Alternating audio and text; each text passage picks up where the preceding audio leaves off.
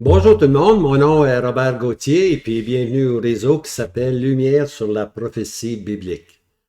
Alors, ça me fait rire un peu parce que je suis habillé en rouge, là, puis je dois être très voyant. Très voyant. Alors, écoutez, on est à étudier l'Apocalypse, le chapitre 17, les deux mystères, hein, le mystère de la femme puis le mystère de la bête. OK? On a réglé le mystère de la femme, dans le premier des vidéos.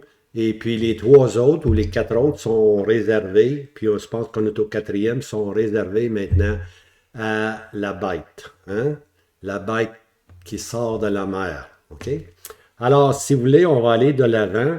On va juste aller comme ça ici, là. Hum, Voici, Apocalypse chapitre 17, et puis je mets ici le verset. Le mystère de la bête, vidéo numéro 4. C'est le dernier vidéo, je pense. Et puis après ça, on va aller dans notre petit prophète Amos. Ce matin, peut-être d'avoir des questions. Et puis, alors, il faut que je me donne un peu de temps pour répondre aux questions. Mais entre-temps, bien, on commence, puis on va de l'avant. On y voici. Voilà. Alors, la sixième tête, hein, on a parlé des cinq têtes étaient tombées. OK? C'est l'histoire, ça. Cinq têtes, cinq formes de gouvernement, cinq rois sont tombés. Mais il faut toujours se rappeler que la description, c'est sept têtes et 10 cornes. Les 10 cornes, on sait que c'est 10 royaumes, OK? Qui vont donner leur puissance. Ils auront la même pensée, donneront leur pouvoir à la bête. OK? Maintenant, qui est cette sixième tête? C'est ça, ça devient important. Et puis, voici maintenant, on y va. Daniel 9, verset 26. On lit ceci. Là, c'est Daniel 9, là, c'est les 70 semaines de la prophétie. Hein? Qu'est-ce qui va arriver à Jérusalem, puis qu'est-ce qui va arriver au peuple d'Israël? Et puis, l'Esprit dit 70 semaines ont été déterminées. OK? Alors, c'est une période de 70 semaines.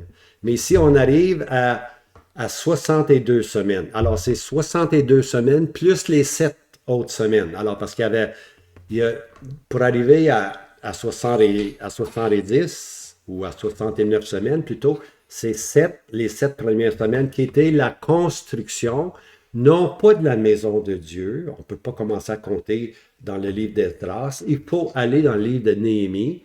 Hein? Puis là, dans le livre de Néhémie, on voit que Néhémie fait une supplication, une demande au roi. Et puis c'est le deuxième édit ou le deuxième commandement du roi qui permet maintenant à Néhémie de retourner à Jérusalem puis de bâtir maintenant la ville de Jérusalem. Alors c'est lorsqu'on commence à construire la ville de Jérusalem, c'est là qu'on part le chronomètre de la prophétie. OK? Alors, alors 7 semaines pour la construction de la ville. Hein? Et puis 7 plus 62 semaines, ça fait 69e semaine. À la 69e semaine, le Seigneur Jésus est venu monter sur le dos d'un ânon. Le Seigneur était prêt, comme disait l'Ancien Testament, à recevoir le royaume, à installer son royaume. Mais qu'est-ce qui est arrivé? Le Messie fut retranché et n'a rien eu. Qui est-ce qui a retranché le Messie? C'est sûr, on va dire les Juifs, mais ceux qui avaient le pouvoir de tuer ou d'exécuter, c'est l'Empire romain. OK? Alors, c'est là la culpabilité de l'Empire romain. Et puis, l'Empire romain, bien aimé, elle doit reprendre vie. Elle doit reprendre vie. OK? Alors, ici, on lit que le Messie n'a rien eu. Puis là, c'est comme une grande parenthèse. À partir de ce moment-là, à partir de la 69e semaine, aller à encore aujourd'hui, c'est une grande parenthèse qu'on appelle la parenthèse de la grâce. Dieu a arrêté la prophétie, pour ainsi dire. Puis Dieu maintenant, toute langue, de toute nation, les gens qui se convertissent, qui croient au Seigneur Jésus, font partie de l'épouse qui est l'assemblée du Dieu vivant. OK?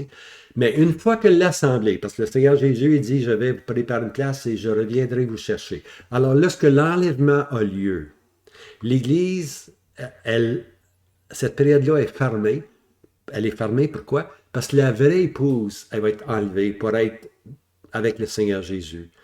Le peuple qui est un peuple céleste maintenant s'en va vers la maison du Père, s'en va avec le Seigneur Jésus. Puis, une fois que l'enlèvement, lorsque le Seigneur Jésus revient pour ses saints, l'enlèvement est terminé, il y a seulement la fausse épouse qui continue. C'est la profession chrétienne qui continue. Okay? Mais une fois l'Église partie, Dieu maintenant va reprendre la plume, pour ainsi dire, hein? Puis il va de nouveau raconter l'histoire d'Israël. Okay? C'est juste une grande période, l'Église. Ça fait au-dessus de 2023 ans qu'elle existe, cette période-là. Mais à un moment donné, elle va arrêter.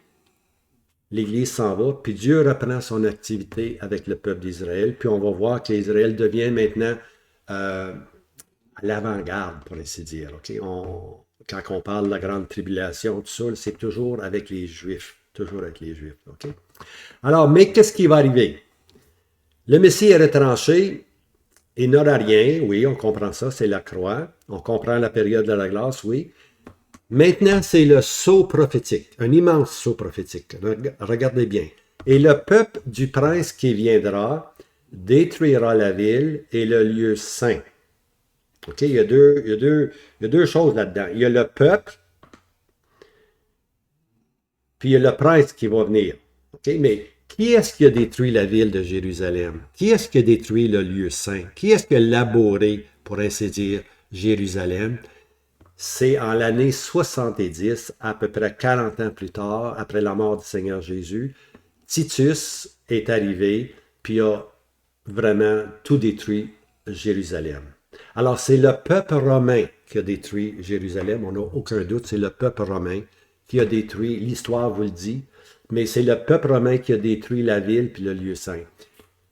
Maintenant, l'esprit prophétique, il faut être attentif. Hein? Je pense qu'il faut vraiment être attentif. Là, puis l'esprit prophétique parle, lui, le peuple du prince qui viendra. Le peuple du prince qui viendra. Alors, c'est le peuple qui est venu, qui a détruit en l'année 70 Jérusalem. Mais l'esprit prophétique parle du prince qui viendra. Alors, l'esprit prophétique nous donne ici là, un autre sceau prophétique, okay, qui nous emmène encore très loin, qui nous emmène au prince romain qui doit venir. Le peuple est venu. Le peuple romain est venu. Hein, ils ont non seulement crucifié le Seigneur Jésus, mais ils ont, avec Titus, ils ont aussi brûlé la ville de Jérusalem. C'est le peuple qui a fait ça. Mais l'esprit prophétique lui parle du prince qui viendra. Donc, il va y avoir un héritier, un prince, il va y avoir un héritier, un prince qui est à venir, un prince romain. OK? Parce que le peuple, c'est le peuple romain. Alors, on ne peut pas dire que le prince qui viendra, ça va être un musulman ou ça va être... Non, non. Ça va être le peuple du prince qui viendra, ça va être un romain. Il va y avoir un nouveau empereur, un nouveau prince romain qui va venir, qui va prendre contrôle. OK? Qui va prendre contrôle. Mais tout ceci, c'est futur. L'Empire romain reconstitué va arriver. Puis lorsqu'elle va arriver, elle va avoir à sa tête le prince romain qui est à venir. OK? Alors, c'est un prince romain qui va diriger l'Empire romain. On n'a pas à douter ça. Alors, comme je disais, le peuple romain, sous le commandement de Titus, a détruit la ville et le sanctuaire. Ça, c'est arrivé en l'an 70, Anno Domini, après Christ, pour ainsi dire. Alors, ici, là, c'est l'annonce du prince romain à venir. Il ne faut pas perdre ça de vue. Hein. Le peuple a détruit, mais l'Esprit, lui, nous parle d'un prince futur à venir. Okay? C'est deux choses, un prince futur à venir. Une fois qu'on saisit ça, là, on comprend qui va être le leader, qui va être à la tête de l'Empire romain reconstitué. Ça va être un Romain, du même sang que son peuple, Rome. Alors, l'Apocalypse nous présente ici les trois dernières formes de gouvernement, les trois derniers rois. Hein? Cinq sont tombés, il y a un sixième, un septième et un huitième. Okay? Maintenant, le sixième tête, ou la sixième forme de gouvernement, c'était le système impérialisme.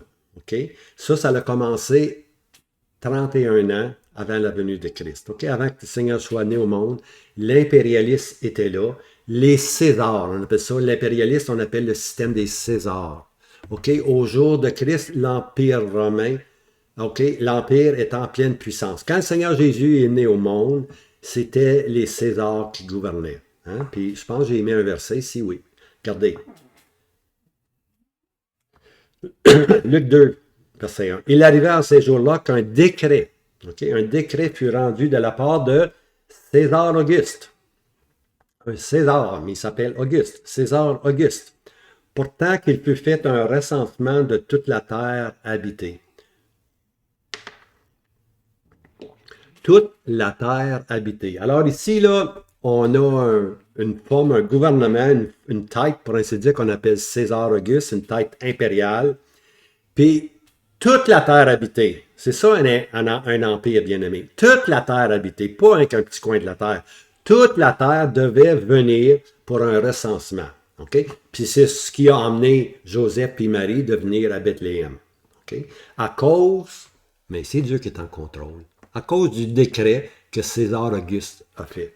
Okay? C'était l'empereur, il faisait ce qu'il voulait. Il aurait pu y faire venir 3-4 fois, lui. Ça ne le dérangeait pas. C'était César, c'était la puissance des Césars.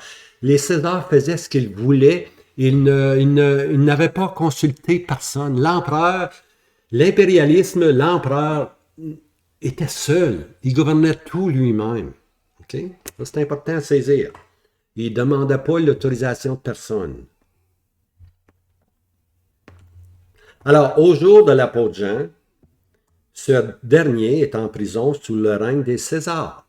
Okay? Alors, quand l'apôtre Paul est mis, Apocalypse 1, on voit que l'apôtre Jean est mis en prison pour le témoignage. Et puis, c'est un César qui est là. Alors, il a connu la 6e tête. Il a connu le système des Césars. Okay? Et elle était là lorsque Jean a été mis en prison. Mais elle était là encore bien longtemps. Parce que quand Jean a été mis en prison, comme je disais, c'est l'année 100 à peu près. Mais l'Empire romain s'est effrité en 476, 300-400 ans plus tard, tu vois. C'est là que les Césars ont disparu, pour ainsi dire. Mais elle a duré longtemps, puis les Césars faisaient ce qu'ils voulaient. C'était l'autorité suprême. C'était l'autorité suprême. Alors ça, c'est la 6e tête. C'est la 6e tête. Et puis, Apocalypse 1.9, c'est ça que je voulais faire référence. Moi, Jean, je suis votre frère, qui est part avec vous à la tribulation et au royaume de la patience en Jésus. J'étais dans l'île appelée Patmos pour la parole de Dieu et pour le témoignage de Jésus-Christ. Alors, c'est la 6e tête qui l'a mis là. Okay? Maintenant, la 6e tête, elle, en 476, elle va s'effriter, elle va tomber, pour ainsi dire. C'est à ce moment-là qu'on voit que la tête qui a eu une blessure mortelle, c'est la 6e. Parce qu'une fois que les Césars sont partis, il n'y a plus eu d'autres empires romains. Il n'y a pas eu de semblable. Il n'y a pas eu d'empire romain. Okay? Alors, c'est la blessure mortelle, c'est les Césars, la 6e tête qui l'ont reçue. Hein? Et puis, comme je disais, l'empire romain a été détruit, elle s'est effritée. Et puis, elle a perdu tout son pouvoir. Okay? Puis, l'Europe sont devenus maintenant tous des pays indépendants. Okay? Alors, l'Europe, c'est l'Empire romain. Okay? Maintenant, l'Empire romain n'est pas, mais elle n'est pas, mais elle doit reprendre vie. Hein? Elle doit réapparaître. Elle doit de nouveau être là. Alors, il faut s'attendre à ce que l'Empire romain, un jour, reprenne vie. Parce que c'est tout le temps la question des empires. Il y a seulement eu 4 empires. La 4e s'est effritée, mais elle doit reprendre vie. Elle doit reprendre vie. Okay? Elle doit reprendre vie. Puis si on suit cette pensée-là biblique, on va comprendre c'est qui la bête. Okay? Elle a été blessée d'une blessure mortelle. Oui, une de ses têtes, la 6e tête, les Césars, c'est eux qui ont effrité, pour ainsi dire, le système, pour ainsi dire. Mais la parole de Dieu, il dit que après la 6e, il va en avoir une 7e. Mais la 7e, elle ne sera pas longue. Elle ne durera pas longtemps. Alors, voici la 6e tête, l'ère des Césars, l'ère impérialisme. C'est elle qui a reçu le coup d'épée, pour ainsi dire. Hein? Puis, une blessure mortelle. Mais elle va reprendre vie. Puis, elle sera dans l'admiration de tout le monde. Le monde va être le monde, quand ils vont voir l'Empire romain qui reprend vie, puis l'Empire romain, il ne faut pas penser qu'elle va reprendre vie. L'enlèvement a eu lieu, puis l'Empire romain est là le lendemain. Hein, non. Il y a du progrès à faire. Il y a du progrès à faire. D'ailleurs, je peux vous dire ceci. La bête est assise, la bête qui est la femme, c'est-à-dire la femme qui est la fausse religion, hein, la fausse épouse, elle est assise sur la bête. Donc, il va y avoir une période où les soi-disant chrétiens, ben, la fausse religion qui va être là, parce que les vrais chrétiens sont partis, alors cette fausse religion-là va se servir de l'Empire romain, elle va être assise dessus. En d'autres mots, elle va contrôler l'Empire romain. C'est pas un rodéo. Je vous le dis, c'est pas un rodéo, pour le moment. Mais il va venir un moment donné où on lit que les... Ben, je peux vous le lire tout de suite, là. Et les 10 cornes, là je lis en chapitre 17, verset 16, et les 10 cornes que tu as vues, les 10 cornes que tu as vues, les 10 royaumes, et la bête, ok, les 10 cornes et la bête, on sait que les 10 cornes vont donner la puissance à la bête. Alors, qu'est-ce qui arrive? Les 10 cornes et la bête, celles-ci haïront la prostituée et la rendra déserte et nue et mangeront de sa chair. En d'autres mots, là, c'est là que le rodéo arrive.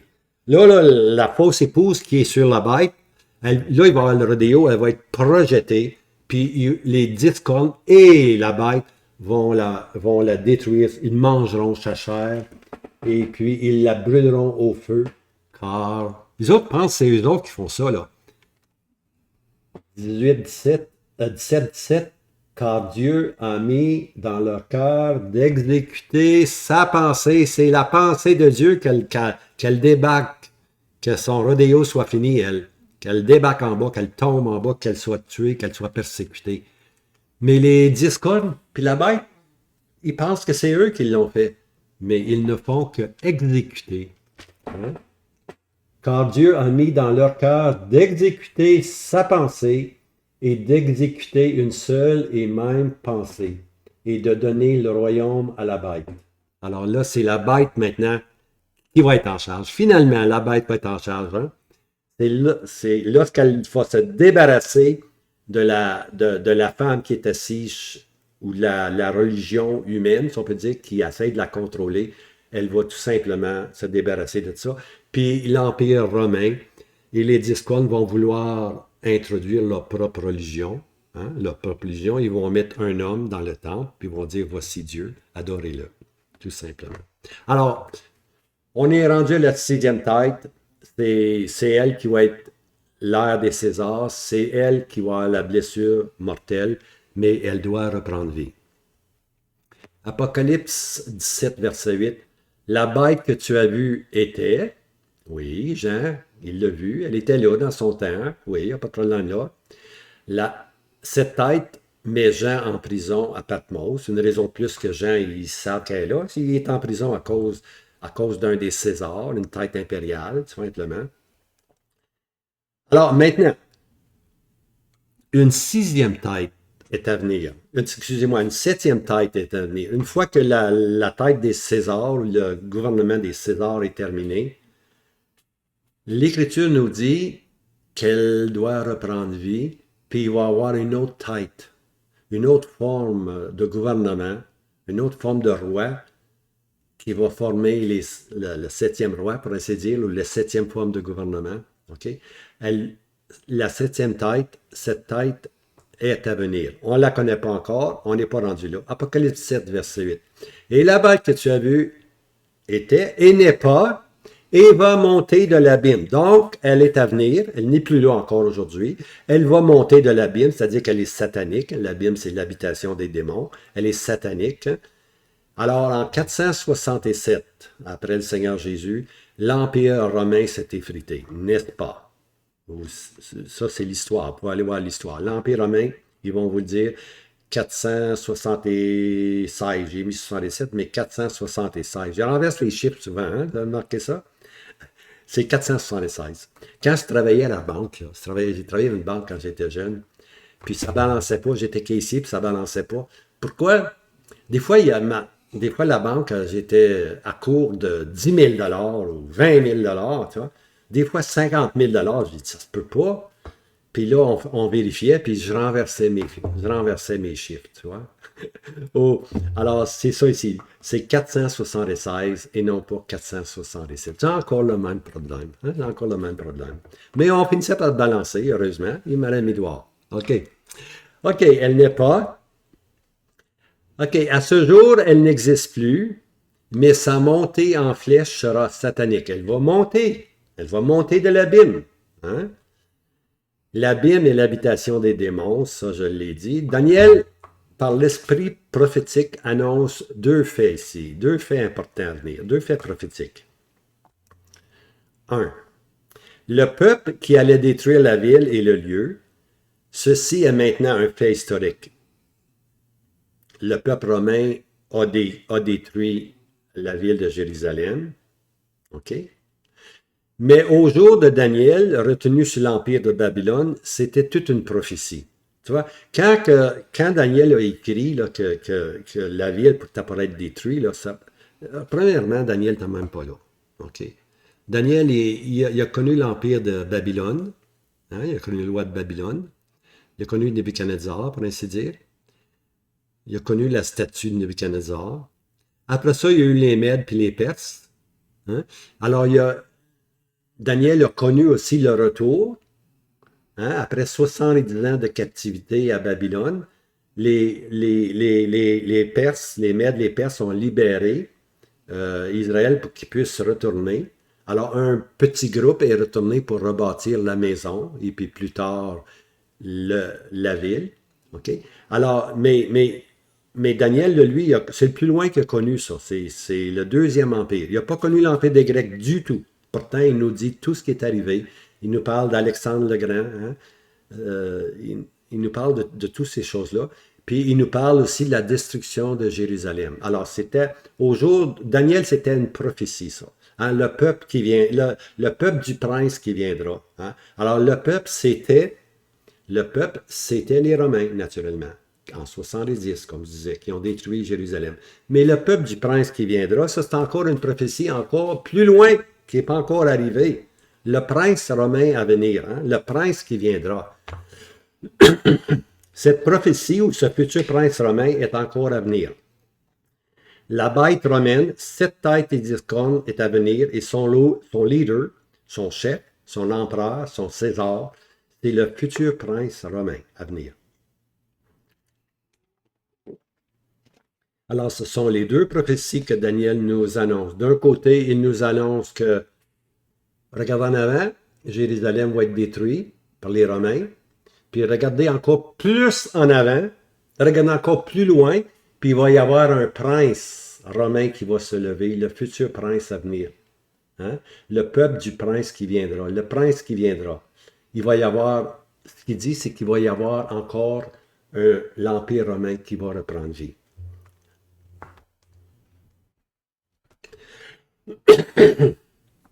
Alors, Daniel 7 s'occupe entièrement du 4e empire et de ce prince romain à venir.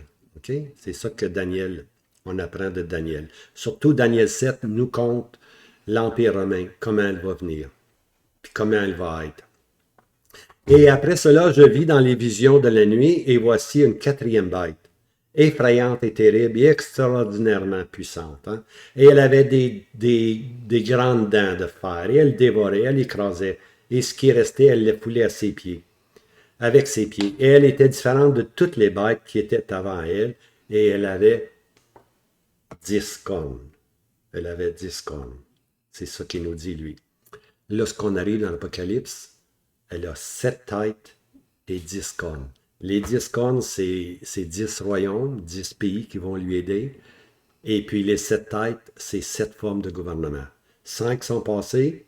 Le 6e qui a reçu la blessure mortelle, les Césars, hein, la blessure mortelle, l'Empire romain s'est effrité. Daniel 7, verset 8 nous dit ceci: je considérais les cornes. Okay, il regarde maintenant, il regarde les cornes, il regarde les 10 cornes. Et voici une autre corne petite, montant du milieu d'elle. Okay, au milieu des 10 cornes, il y en a une qui va monter, une 11e pour ainsi dire. Et 3 des premières cornes furent arrachées devant elle. Et voici, il y avait à cette corne des yeux comme des yeux d'homme, et une bouche proférant de grandes choses. Hein? Alors, ce qui compte ici, là, c'est ce qui va arriver dans l'histoire. Okay? Daniel nous dit, il y a 10 cornes, oui, c'est vrai, mais il va y en avoir une 11e, une corne va se lever parmi eux, une 11e, puis elle va en détruire 3. Alors, on s'attend de lire dans l'Apocalypse 7 cornes. Mais non, mais l'Apocalypse ne donne pas cette histoire-là. L'Apocalypse, elle ne fait que compter les faits accomplis, pour ainsi dire. Il y a 10 cornes.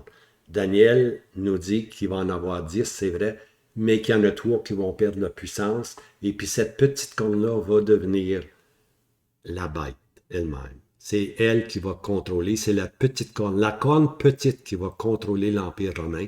Puis l'Empire romain, c'est qui est-ce qui va la contrôler? Le prince romain à venir, le peuple. Hein? Le peuple, c'est les Romains. Mais le prince qui est à venir, c'est justement cette petite corne, la corne petite. Voici une autre corne, la corne petite. Ça, c'est le prince romain à venir. C'est une autre corne petite, le futur prince romain à venir que Daniel 9 nous a enseigné. Alors, le prophète Daniel nous décrit simplement sa montée, OK? Avec la conquête de 3 cornes aux puissances. Apocalypse, on ne voit pas ça arriver, mais c'est ça qui va arriver. Alors, le prophète Jean, lui, dans l'Apocalypse, donne les indices pour l'identification de ce personnage romain à venir. Alors, Jean, lui, il veut qu'on soit conscient, qu'on reconnaisse c'est qui cette corne petite, c'est qui ce prince romain à venir. OK? Alors, sa formule, lui, toujours facile, sa formule pour la bête ou le futur prince à venir, celui qui va contrôler l'Empire, c'est toujours simple. C'est toujours 7 têtes et 10 cornes. Hein? C'est la description. Lorsqu'on lit 7 têtes et 10 cornes, habituellement, on parle de la bête. La première bête qui sort de la mer, pour ainsi dire. L'Empire romain qui va être reconstitué. Maintenant, je vais vous donner les 4 passages où on va lire 7 têtes et 10 cornes. OK? Maintenant, voici la première. La première, c'est un peu une exception. Regardez bien. Apocalypse 12, verset 3. C'est la première fois qu'on va le voir. Et il apparut un autre signe dans le ciel, et voici un grand dragon roux. Maintenant, le grand dragon roux, on n'a pas s'en faire, là, c'est Satan. OK? Alors, un grand dragon roux, ayant 7 têtes et 10 cornes, et sur ces têtes, 7 diadèmes. OK? Alors, ici, là, 7 têtes et 10 cornes, on sait que c'est le dragon. Okay? Parce que le dragon va être la puissance derrière. Okay? Alors, le dragon est vu, lui, comme étant la bête elle-même, ayant 7 têtes et 10 cornes. Et sur cette tête, 7 diadèmes. Alors, ça veut dire qu'il y a la puissance complète. Okay? Les 7 diadèmes sur les 7 têtes, c'est lui qui contrôle absolument tout. C'est Satan qui contrôle tout. Okay? Alors, ça, c'est la première citation. Regardez bien, il va y en avoir 3 autres.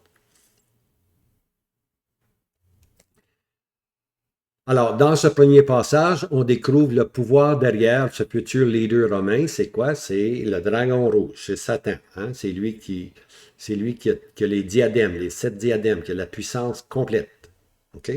7 diadèmes, c'est un chiffre qui parle de la plénitude du pouvoir de Satan qui va s'exécuter dans la personne de la bête romaine, dans le futur prince romain, pour ainsi dire.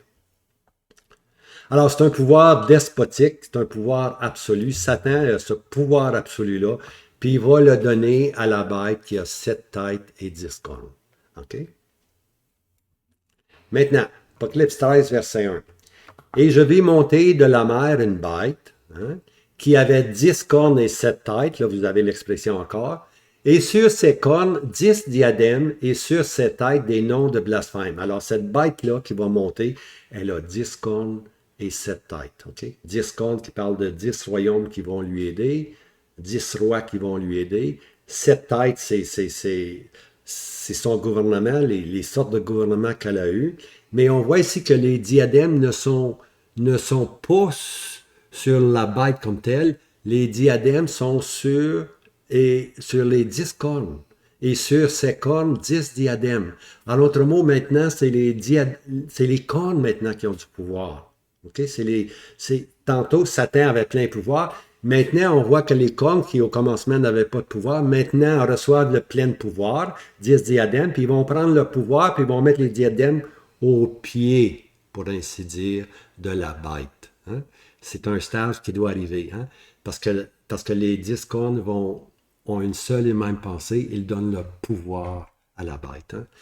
Satan a déjà donné le pouvoir à la bête, mais maintenant les 10 cornes aussi viennent appuyer puis donnent le pouvoir à la bête. Ça, c'est la deuxième mention. La troisième, alors ici, les diadèmes qu'on disait sont au nombre de 10, OK? Il semble ici que les cornes ont reçu un grand pouvoir, OK? Les cornes maintenant ont pris pouvoir, puis ils vont donner ce pouvoir-là à la bête. Apocalypse 17, 3. Et il m'emporta en esprit dans le désert, et je vis une femme assise sur une bête écarlate, plein de noms de blasphème, ayant 7 têtes et 10 cornes. Okay? Alors la bête, elle est vue ici comme ayant 7 têtes et 10 cornes, mais maintenant, qu'est-ce qu'il y a sur la bête? Il y a la femme qui est assise. Okay? Alors ça, c'est le commencement. C'est une période au commencement, après l'enlèvement, c'est une période qui va arriver où l'Empire romain va reprendre vie, mais elle ne sera pas encore autoritaire. Okay? Parce que la femme, les religions humaines vont essayer de s'en servir aussi, tu vois. Alors la femme va être assise sur une bête qui a 7 têtes et 10 cornes, qui est l'Empire romain qui graduellement prend essence, pour ainsi dire, et va grandir. Jusqu'au moment où sa puissance sera absolue. Lorsque les 10 comptes vont lui donner, à ce moment-là, ils vont rejeter, ça va être le rodéo, ils vont rejeter la femme qui est assise sur eux, puis ils vont installer dans le temple l'homme de péché. Hein? Alors, cette bête écarlate, ayant 7 têtes et 10 cornes, attire l'attention sur la grandeur terrestre, tu vois. Alors, ici, la grandeur terrestre, c'est l'Empire romain, c'est pas l'Empire romain, c'est la femme prostituée qui avait tout cet or, tout cet argent-là, qui était grande, tu vois. Alors, mais cette femme-là qui est assise sur la bête va être un jour rejetée. Alors, cette bête qui a l'autorité terrestre blasphème Dieu, hein? Un nom plein de blasphème. C'est un peu comme dans Daniel, des noms pleins de blasphème. Elle blasphème Dieu, elle persécute les Juifs. Tu vois? Elle veut changer les fêtes, elle veut tout changer. Apocalypse 17, verset 7. Et l'ange me dit, pourquoi es-tu étonné? Je te dirai, moi, le mystère de la femme et de la bête qui la porte, qui a 7 têtes et 10 cornes. Ça, c'est la quatrième mention. 7 têtes et 10 cornes. Donc, lorsqu'on parle de la bête, on parle d'une bête qui a 7 têtes et 10 cornes. On parle de l'Empire romain qui a eu 7 têtes, 7 formes de gouvernement. Hein. Il va en avoir un huitième, et le huitième va faire partie des 7. On va le voir ça. Et puis 10 cornes qui viennent appuyer l'Empire romain. Lui donner les 10 cornes, les 10 rois vont donner leur pouvoir. Puis là, à ce moment-là, l'Empire romain va être puissante. OK? Alors, si dans l'Apocalypse 13, l'apôtre Jean mentionne 2 bêtes, il est clair que sa préoccupation première est la bête civile et politique. Hein? 7 cornes et 10 bêtes. Hein? Il s'occupe. Jean, là, quand j'en parle là, de la bête, là, j'en parle tout le temps d'une seule bête. C'est Rome qui reprend vie. OK? Alors, 7 têtes et 10 cornes. Il parle toujours de même. Alors, cette première bête, elle sort de la mer. C'est la bête civile, c'est l'homme, c'est Rome politique. Il y a eu un Rome païen qui exerçait une grande puissance. Maintenant, Rome reprend vie dans la personne du futur prince à venir, du futur prince romain à venir. La deuxième bête, elle sort de la terre, c'est une bête religieuse. Elle fait des miracles. Elle ressemble à un agneau, mais elle parle comme un dragon. Elle parle comme un dragon. Okay? Alors, la deuxième bête, c'est l'Antichrist. La première bête, c'est l'Empire romain qui reprend vie. 7 têtes et 10 cornes. Alors, c'est toujours exclusivement la première bête qui porte le nom de 7 têtes et 10 cornes. Hein. Quand vous allez voir 7 têtes et 10 cornes, rappelez-vous, c'est l'Empire romain qui doit reprendre vie. Alors, le sixième, si le sixième roi ou la tête était au jour de l'apôtre Jean, hein, parce que l'apôtre Jean a connu les Césars, quand le septième roi apparaîtra, ce sera pour une courte période. Okay? Les Césars ont reçu une blessure mortelle. L'Empire s'est effrité. Puis là, à un moment donné, l'Empire va réapparaître. Hein? Elle va être là de nouveau. Hein? Puis là, il va y avoir un septième roi, une septième forme de gouvernement qui va apparaître. Elle sera pour une courte durée. OK? Quand il sera venu, il faut qu'il demeure pour un peu de temps. Voyez-vous?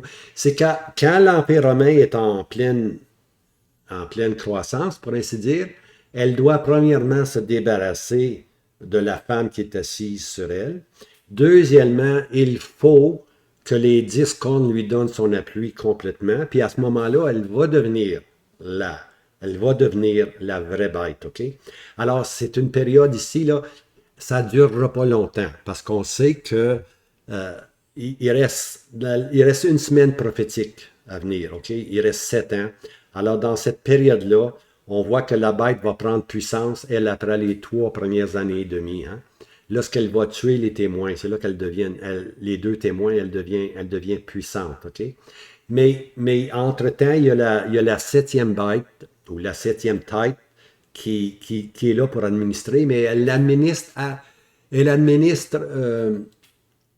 pas, elle n'a pas vraiment le plein contrôle. Elle est un peu faible. Hein? Parce que les Césars, les autres, là, parce que ça doit être une tête des Césars, une tête impériale, mais ça lui prend le plein pouvoir. Mais à ce moment-là, elle n'a pas encore le plein pouvoir. Elle attend que les 10 cornes lui donnent le plein pouvoir. Puisqu'il y ait plein pouvoir ou puissance absolue, il faut le soutien des 10 cornes. Alors, pour avoir l'autorité d'un César, comme jadis, ça lui prend l'aide des 10 cornes. Okay? Alors, ce septième roi sera comme le commencement initial de l'Empire romain. Cet empire sera faible, elle sera limitée pour un court temps, hein? Un peu de temps. Il faut qu'elle demeure un peu de temps. Le temps, justement, à ce que les 10 cornes puissent donner le pouvoir complet à la bête. Puis qu'est-ce qui arrive? On lit ici, et les 10 cornes que tu as vues, Apocalypse 17, 12, les 10 cornes que tu as vues sont 10 rois, et n'ont pas encore reçu de royaume, mais reçoivent pouvoir comme roi, 1 heure avec la bête. Hein? Alors, ils vont avoir plein pouvoir, les autres, lorsqu'ils vont être avec la bête, dans la période de la bête. Cette heure-là veut dire la période de la bête. Ils vont coexister avec la bête. Okay? Puis là, ils vont donner leur pouvoir. Ils vont avoir le pouvoir, puis ils vont le donner à la bête, puis ils vont dire à la bête, maintenant, là, fais ce que tu veux, nous, on est ici pour te supporter.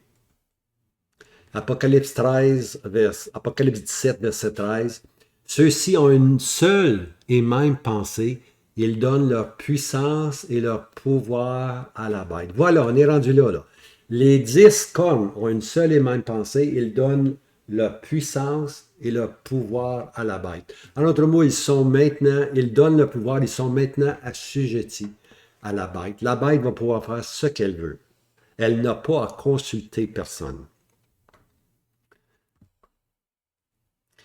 Apparaît finalement, lorsque ceci arrive, apparaît la 8e tête. Hein? La 8e tête, c'est la 8e forme de gouvernement.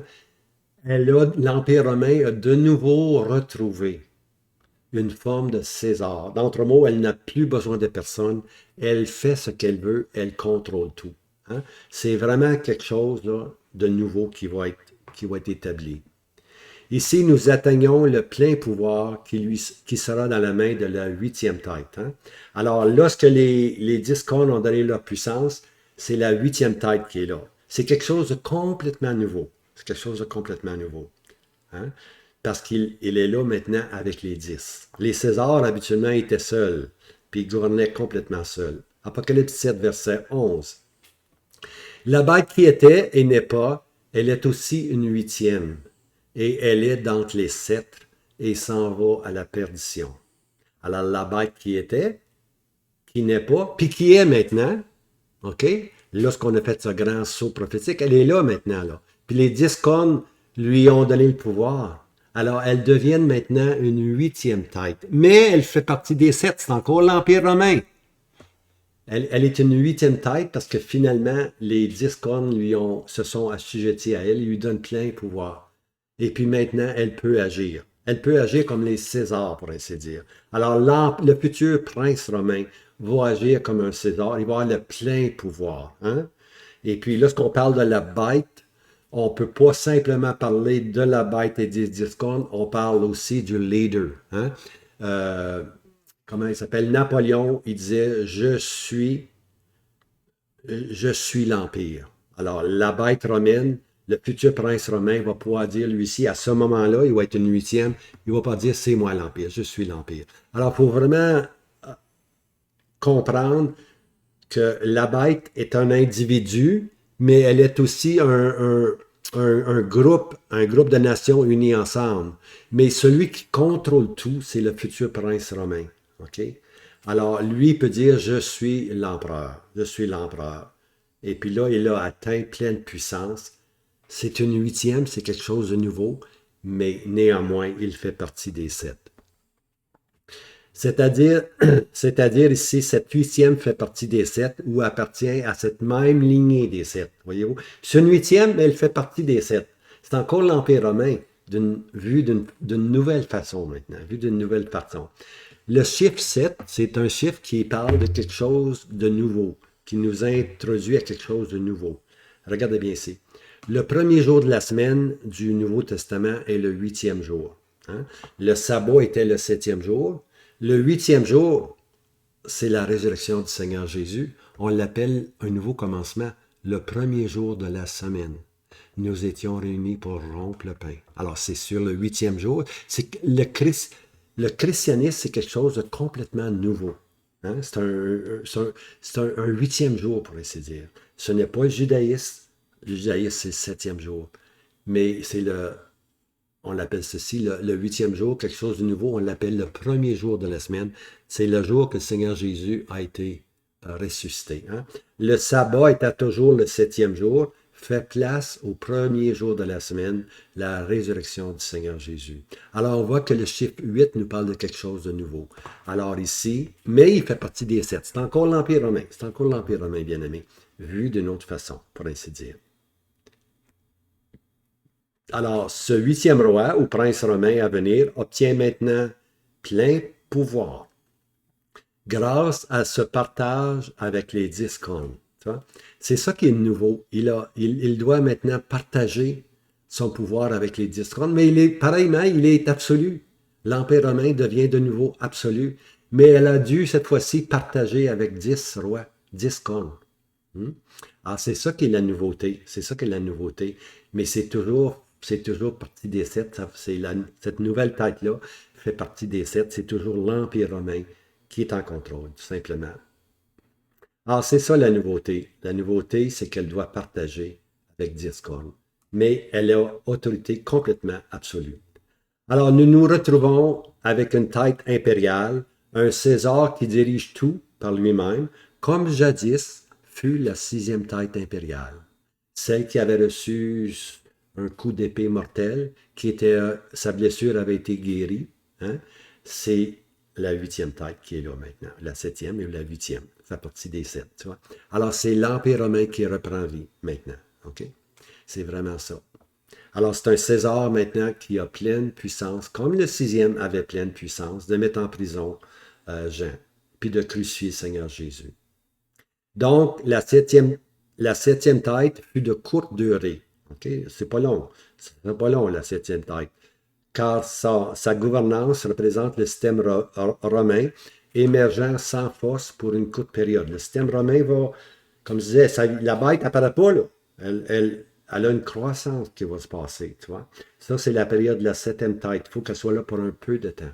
Mais lorsque la huitième, qui fait partie des 7, va être là, c'est le plein pouvoir maintenant que le prince romain va avoir.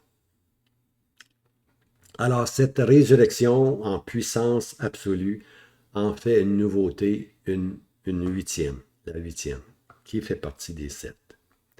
Et elle s'en va où? Et elle s'en va à la perdition. Son jugement s'en vient. Apocalypse 7, verset 11. L'Empire romain, qui a crucifié le Seigneur Jésus, va maintenant subir, va maintenant subir le jugement de Dieu. Le Fils de l'homme, avec toute sa gloire, va descendre du ciel avec ses saints, puis il va jeter dans l'étang de feu la bête et le faux prophète. Les deux vont être jetés vivants dans l'étang de feu. Alors, sa perdition, on le retrouve dans l'Apocalypse 19, verset 20. Et la bête fut prise, et le faux prophète qui était avec elle, qui avait fait devant elle les miracles par lesquels il avait séduit ceux qui recevaient la marque de la bête, et ceux qui rendaient hommage à son image. Ils furent tous deux jetés vifs dans l'étang de feu, embrasés par le souffle. Alors la bête est prise, puis le faux prophète. C'est les leaders ici, voyez-vous? Parce que les discornes, ils vont être. Les discornes, ils vont passer par la guerre, puis ils vont être détruits, les discornes. Mais le leader, la bête, puis le faux prophète qui est l'Antichrist, le faux roi en Israël, celui qui est roi en Israël, les deux, la bête et le faux Christ, sont jetés vifs, ça veut dire vivants. Ils passent même pas par la mort. Ces deux individus-là, parce que c'est deux hommes, ces deux chefs ces deux hommes très, très puissants qui sont contrôlés par Satan. Satan a donné la puissance, il a donné son royaume, son trône à la bête. Puis le faux prophète, c'est pareil. Lui, il est enivré, pour ainsi dire, de Satan, puis de haine contre le peuple d'Israël. Puis qu'est-ce qui arrive à ces deux individus-là? Ils sont jetés vivants dans l'étang de feu. C'est leur fin, ça. C'est la fin. Lorsqu'on parlait du jugement qui allait venir, on le voit ici qui c'est venu. Alors, le deuxième mystère, pour ainsi dire, est résolu. L'Apocalypse 17, verset 5, nous disait « Pourquoi es-tu étonné? Je te parlerai, moi, du mystère de la femme, Rome papale, qui est aujourd'hui plus que Rome papale. Elle a eu c'est une mère, la mère des prostituées.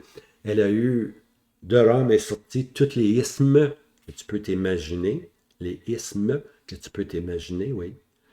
Et puis, les Mormons sont sortis de là, les protestants sont sortis de là, les réformateurs sont sortis de là.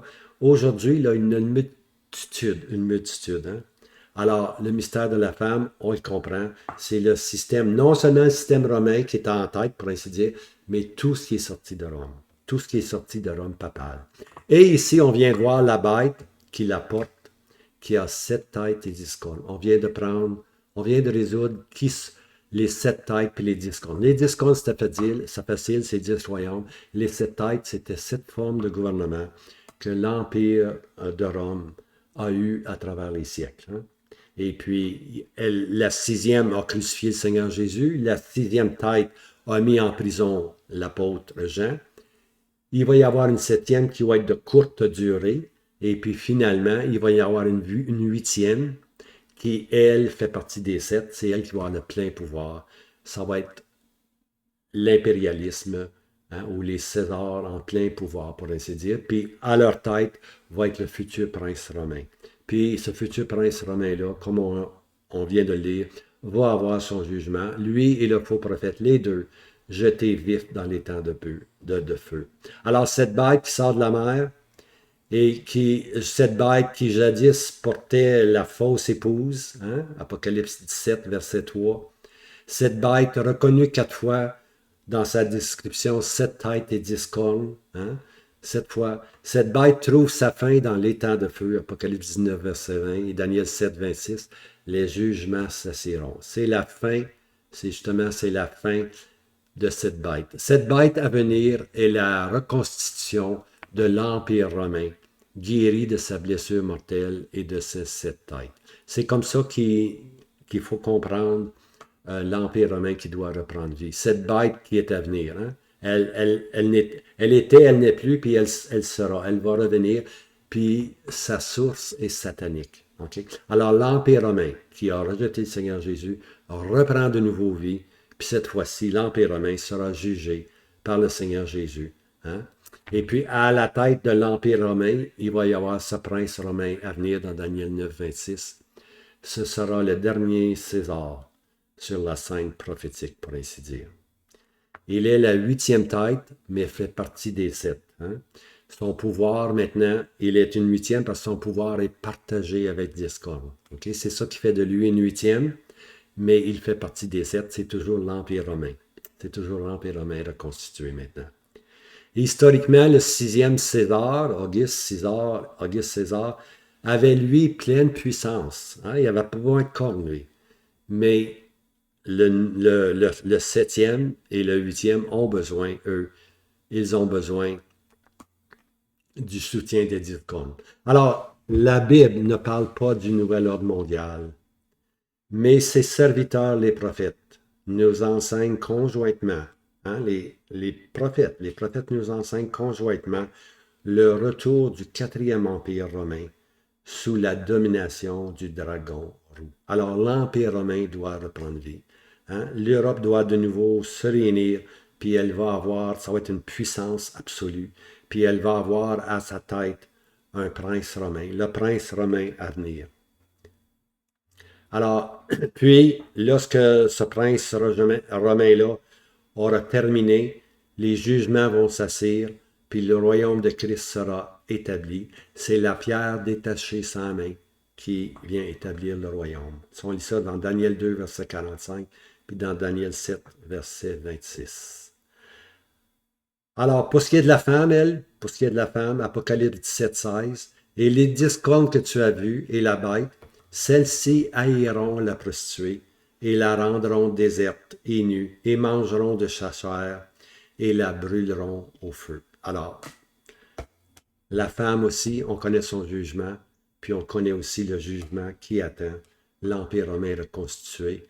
L'Empire romain, hein, la bête, et son acolyte qui est l'Antichrist ou le faux prophète, les deux seront jetés dans l'étang de feu.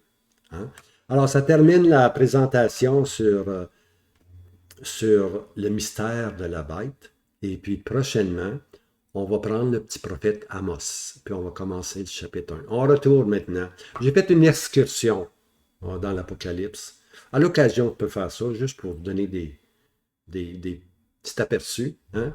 Mais on continue tout simplement avec le prophète Amos. Hein? Puis ça va être très intéressant, vous allez voir. Alors que le Seigneur vous garde, hein? Puis à bientôt. Le Seigneur Jésus revient. Je vous laisse avec ceci.